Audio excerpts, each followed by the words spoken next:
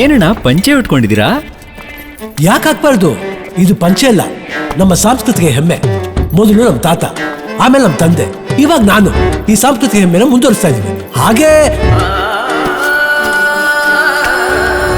ಕಲೆಗಳ ಸಾರ ಸಂಸ್ಕೃತಿಯ ಸಾಗರ ಕರುನಾಡಿಗೆ ನನ್ನ ನಮನ. ನೃತ್ಯ ನಾಟ್ಯದ ಸಂಪದ ಸುಮಧುರ ಸಂಗೀತದ ನಿನಾದ. ಉದಯವಾಯ್ತು ಕರುನಾಡಲಿ ಕನ್ನಡಿಗನ ಹೆಮ್ಮೆ. ಸಂಸ್ಕೃತಿ ನಮ್ಮ ಉಡುಗೆಯಲ್ಲಿರಲು ಎದೆಯ ತಟ್ಟಿ ಹೇಳು. ಹುಟ್ಟಿದರೆ ಕನ್ನಡ ನಾಡು, ಮೆಟ್ಟಿದರೆ ಕನ್ನಡ ನಾಡು. ಉದಯವಾಯ್ತು ಕರುನಾಡಲಿ ಕನ್ನಡಿಗನ ಹೆಮ್ಮೆ.